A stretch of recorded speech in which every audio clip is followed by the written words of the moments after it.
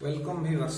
आप देखिए, आज हम आपके लिए एक तो टेक्निकल चीज लाए हैं, डाइलेक्ट्रिक स्ट्रेंथ टेस्टर, जिसको हम कहते हैं बीडीवी, ब्रेक डाउन वोल्टेज। इसमें देखिए इसका एप्लीकेशन लिखा हुआ है, to measure the dielectric breakdown voltage and dielectric strength of solid electrical insulating materials. आप इलेक्ट्रिकल फील्ड में काम करते हैं तो थोड़ा बहुत आपको आइडिया होगा। इंसुलेशन, जैसे कि हमने कहीं पे जॉइंट करते हैं तो एक पीवीसी टेप अप्लाई करते हैं, पॉलीविनाइल क्लोराइड मटेरियल से बना हुआ है। ये एक प्लास्टिक, जैसे नॉर्मली सब तो हम प्लास्टिक कह देते हैं, लेकिन बहुत प्रकार का प्लास्टिक होता है। तो जैसे हमने पीवीसी को इंसुलेशन के तौर पे यूज किया, उसी प्रकार कोई भी current carrying conductor, for example देखिए यहाँ पे जो तार है, मान के चलिए तार का ऊपर अंदर में है कंडक्टिंग मटेरियल, ऊपर में है इंसुलेटिंग मटेरियल। तो इस इंसुलेटिंग मटेरियल का स्ट्रेंथ को हम कहते हैं डाइलेक्ट्रिक स्ट्रेंथ, और उसको टेस्ट किया जाता है। कैसे टेस्ट करते हैं, उसका मतलब क्या है?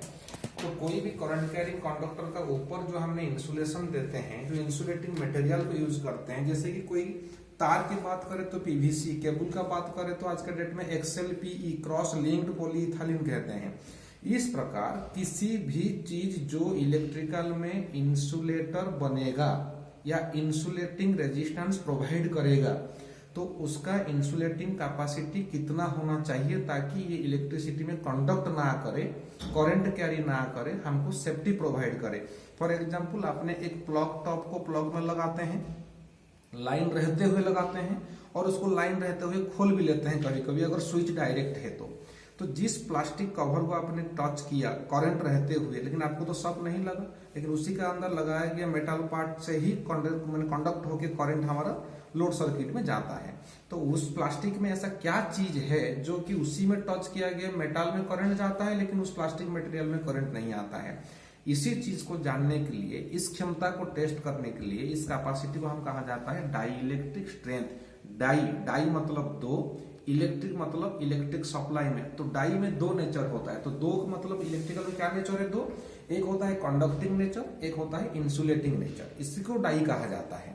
तो कोई भी इंसुलेटिंग मटेरियल का सबसे पहला नेचर है हाई इंसुलेशन रेजिस्टेंस। तो हाई इंसुलेशन रेजिस्टेंस का मतलब किसी भी इंसुलेटिंग मटेरियल का अगर इलेक्ट्रिकल रेजिस्टेंस 1 मेगा ओम होता है, मतलब 10⁶ अगर मेगा ओम होता है, तो वैसा आइटम में नॉर्मल वोल्टेज करंट पास होता नहीं है। और 1 मेगा ओम से ज्यादा होता है तो उसमें वोल्टेज करंट माने पास होने का चांस ही नहीं है। लेकिन 1 मेगा ओम से नीचे है तो ये जरूरत के हिसाब से अगर देखा जाए तो कभी कभी करंट कैरी कर लेगा। तो उसी चीज को हम इसमें टेस्ट करते हैं। तो इसका ये टेस्ट इक्विपमेंट है, यहाँ पे देखिए आपको दिखता होगा AC high voltage tester, AC high voltage test set इसे को भी कहा जाता है। और ये उसका कंट्रोलर है, मान के चले। तो इसमें टोटल 3 पार्ट होता है। तो देखिए, पहला सबसे हमारा मेन सप्लाई यहाँ से आता है, 3 फेज न्यूट्रल, एक MCB 40 एम्पियर का हम लगाए हुए हैं इसमें। और इसी से सप्लाई आके पहले कहाँ जाता है, यहाँ पे देखिए इसका फ्रंट से देखिए, ये एक डबल फेज का आउटपुट देने वाला सर्वो स्टेबलाइजर है। डबल फेज का आउटपुट देगा, 440 देगा, 3 फेज नहीं है इसमें। इनपुट होता है 3 फेज, बट आउटपुट इसमें होता है हमारा 2 फेज होता है इसमें। और इसका जो आउटपुट निकलेगा, हमने सर्वो स्टेबलाइजर क्यों यूज किया? क्योंकि वोल्टेज को कांस्टेंट करने के लिए हमने लगाए हैं। हाई लो अगर सप्लाई आ जाता है किसी कारण से, फिर भी कांस्टेंट वोल्टेज मेंटेन करेगा, इसी को हमने सर्वो स्टेबलाइजर कहते हैं। और ये हमारा 25 kVA का है, और इस 25 kVA का सर्वो स्टेबलाइजर का आउटपुट इस कंट्रोलर में दिया गया है। तो ये कंट्रोलर कैसे काम करता है, इस कंट्रोलर का अपने सब पार्ट को देखिए। तो इसका ऊपर देखिए हम लोग का जो भी स्विच पैनल सब कुछ लगाया गया है। यहाँ पे सबसे पहले एक इमरजेंसी स्विच है।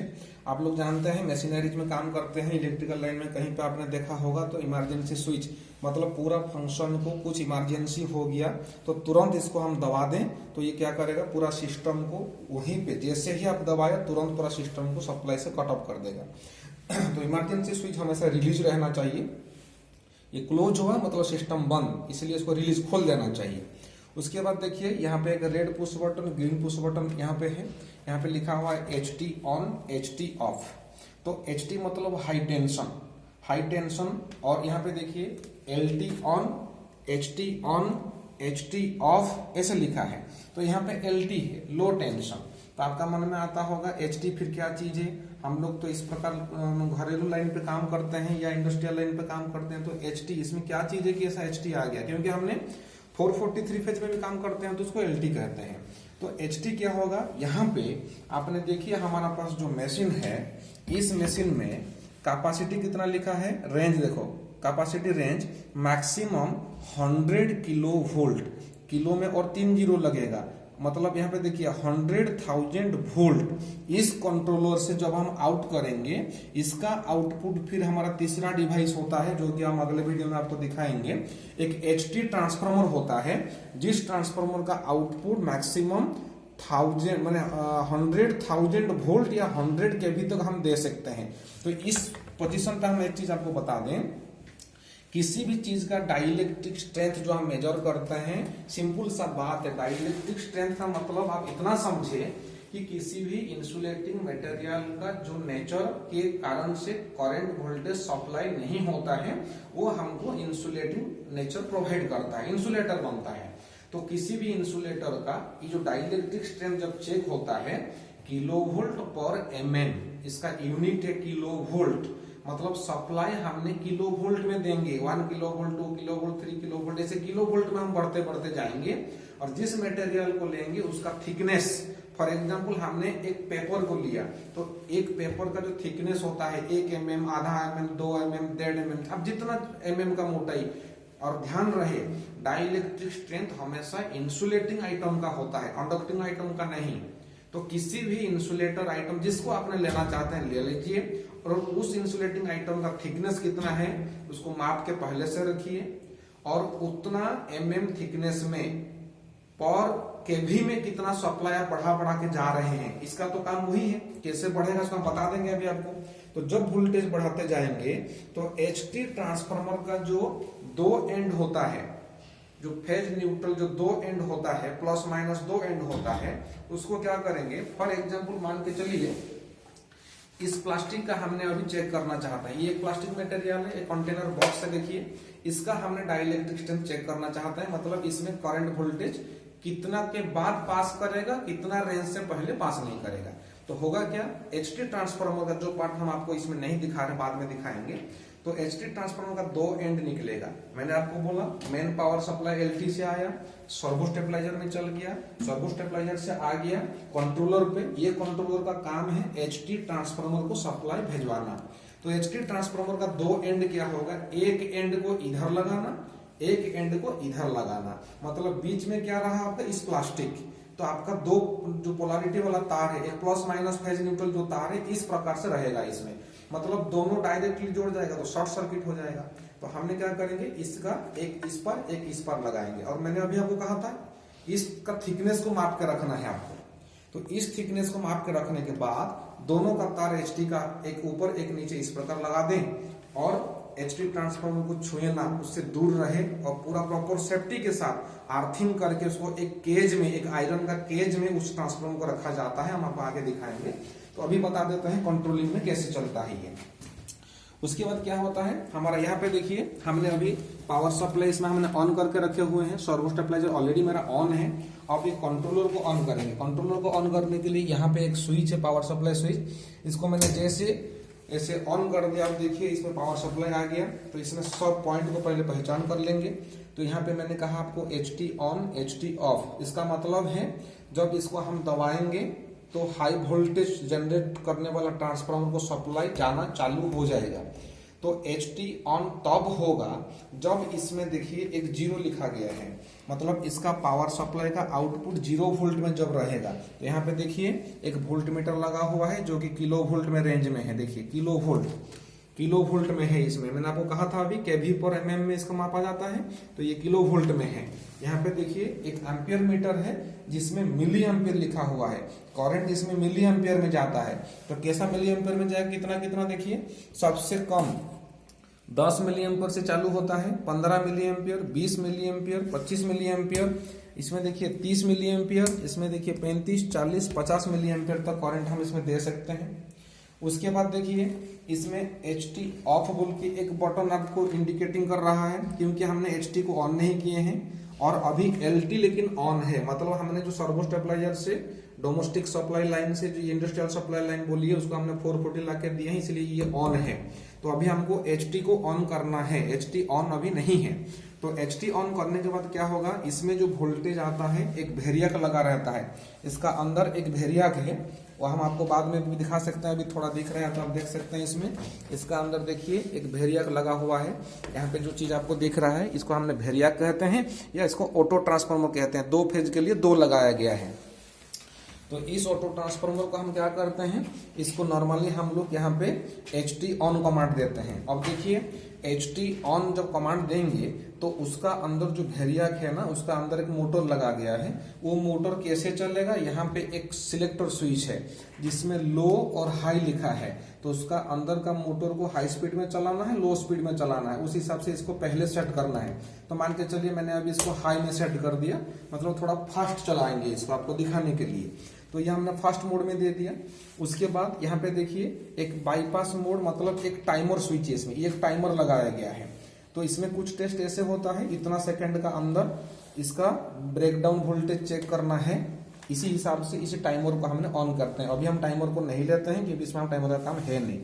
इसमें एक अलार्म देखिए हुटर, इसमें एक सायरन देने वाला एक डिवाइस है, इसको ऑन कर देंगे तो जैसे ही डाइलेक्ट्रिक स्ट्रेंथ हमने जो चाहते हैं उसका जब रिपोर्ट कितना वोल्टेज में क्रैक कर गया, इंसुलेटिंग कंडक्टिंग बन गया, तब ये आवाज करने लगेगा, आपको पता चलेगा कि इस समय में क्रैक हुआ। तो उससे आगे देखिए ये वाला मैंने आपको बता दिया था करंट में, इसको हमने अभी 10 मिली एम्पीयर में सेट किए हैं। अब देखिए ये जो जीरो एरर जो है, अगर ये जीरो इंडिकेटिंग नहीं करता है, देखिएगा HT ऑन नहीं होगा। अभी इंडिकेटिंग करता है तो अभी हम HT ऑन दबाएंगे और यहाँ पे देखिएगा अभी HT ऑन होगा, अभी HT ऑफ इंडिकेटिंग कर रहा है। अभी हम ऑन करते हैं, अब देखिए HT ऑफ हो गया, HT ऑन हो गया, और यहाँ पे देखिए ये भी HT ऑन अभी इंडिकेटिंग किया। तो HT ऑन क्यों हुआ, क्योंकि यहाँ पे जीरो में रखा गया है। अगर जीरो नहीं होता तो HT ऑन नहीं होता। तो मैं दोबारा आपको करके दिखाता हूँ। मान के चलिए इसको अभी हम देखिए इंक्रीज और डिक्रीज 2 बटन है इसमें, तो अंदर का जो वेरिएक है उसको अभी वोल्टेज को जीरो से मैक्सिमम टू जीरो करना है। तो बढ़ाना है तो इंक्रीज, घटाना है तो डिक्रीज करना है। तो अभी हमको देखिए जीरो में है इसलिए डिक्रीज वाला इंडिकेटर जल रहा है, अभी हमको बढ़ाना है, इसको इंक्रीज करते हैं। मान के चलिए मैंने अभी इंक्रीज किया, अभी देखिए इंक्रीज होने के बाद यहाँ पे कुछ वोल्टेज आ गया आपका। अभी देखिए 3 किलो वोल्ट, मतलब 3000 वोल्ट इसमें अभी आ रहा है। तो यहाँ पे देखिए जीरो बंद हो गया। अभी इस कंडीशन में मान के चलिए मैंने HT ऑफ कर दिया। अब देखिए HT ऑफ हो गया, यहाँ पे ऑन था, अभी ऑफ कमांड दे दिया। अब अगर हम HT को दोबारा ऑन करते हैं तो ये किसी हालत में ऑन नहीं होगा, क्योंकि डायरेक्ट इसका वोल्टेज जीरो में नहीं है, 3000 है। इसीलिए मैंने आपको कहा जीरो नहीं रहने से आपका ये सप्लाई वोल्टेज आपको ऑन करने के लिए कमांड देने से भी नहीं लेगा। तो करना क्या है, अब इसको हमको डिक्रीज करके पहले इसको जीरो में ले आना है। जैसे ही जीरो होगा, यहाँ पे भी देखिए जीरो हो गया, उसके बाद जाके आपको HT ऑन करना है। और HT ऑन करने के बाद इसमें हम क्या करेंगे, इंक्रीज करते करते यहाँ पे देखिए ये वोल्टेज ऐसे बढ़ते बढ़ते बढ़ते बढ़ते, मेरे कैपेसिटी कितना था मैंने कहा था आपको 100,000 वोल्ट या 100 kV, ऐसे इसमें मेरे को वहां रेंज तक में जा सकता हूँ। तो ऐसे जब रेंज में हम जाएंगे, मैंने आपको कुछ समय पहले कहा था कि HT ट्रांसफार्मर का 2 पॉइंट को कोई भी इंसुलेटिंग मटेरियल का दोनों साइड से कनेक्शन कर देते हैं। तो हम लोग कैसे कनेक्शन करेंगे, मान के चलिए ये एक इंसुलेटिंग मटेरियल है, एक पॉजिटिव तार इधर, एक नेगेटिव तार इधर, मतलब 2 पोलरिटी का अलग अलग तार 2 साइड में लगेगा। बीच में रहेगा जो टेस्ट होगा आइटम, जिसको आपने टेस्ट करेंगे। तो ऐसे सप्लाई देने के बाद क्या होगा, यहाँ पे देखना ये जो जॉइंट हमने बीच में जो मटेरियल रखे हैं, दोनों साइड में सप्लाई का तार रखे हैं, वहां पे एक फ्लैशिंग होगा, एक फ्लैश लाइट होगा, स्पार्क होगा। तो स्पार्क क्यों हुआ, क्योंकि वो मटेरियल कंडक्टर हो गया। कंडक्टर हो गया तो 2 तार, जैसे कि आप घर में प्लस माइनस जोड़ देंगे तो शॉर्ट होगा, फ्लैश होगा, आर्क निकलेगा। सेम चीज जब ये स्पार्क हुआ, हमारा टेस्ट खत्म हो गया। और इस मशीन का काम ही वही है, वोल्टेज को हाई करके बढ़ाना। कितना वोल्टेज बढ़ने के बाद वो इंसुलेटिंग आइटम कंडक्टर बना, कैसे पता किया, जैसे स्पार्क हुआ, लाइट आया उसमें, तो उस स्पार्किंग हो जाने के बाद ये सिस्टम ऑटोमेटिकली ट्रिप कर जाएगा। ऑटोमेटिकली ट्रिप हो जाएगा मतलब HT ऑफ हो जाएगा और आपका रिपोर्ट यहाँ पे डिस्प्ले होता रहेगा। उसी को आपने लिख लेना, जितना वोल्टेज आपने दिया था किलो वोल्ट में, और उसका थिकनेस कितना लिया था। फॉर एग्जाम्पल मैं बताता हूँ, मान के चलिए 15 किलो वोल्ट में स्पार्किंग हो गया, आर्क निकला, शॉर्ट हुआ, तो आपका ब्रेकडाउन वोल्टेज 15,000 वोल्ट है। अभी ब्रेकडाउन कर गया, उसी पॉइंट में इंसुलेटिंग पंक्चर हो गया, कंडक्टिंग लेवल में आ गया, और जिस कंडक्टिंग लेवल पे आ गया, जिस इंसुलेटिंग मटेरियल को आप लिए थे उसका थिकनेस मान के चलिए 1 mm, तो आप रिपोर्ट कैसे लिखेंगे, इसी में जो मटेरियल आपने लिया था उसका dielectric strength is equal to 15 kV पर 1 mm, आपने ऐसे लिखेगा, ये उसका रिजल्ट है। तो इस हिसाब से आप उसको टेस्ट करेंगे। तो थोड़ा सा हम आपको दिखा दें इसका अंदर का सर्किट किस प्रकार से है।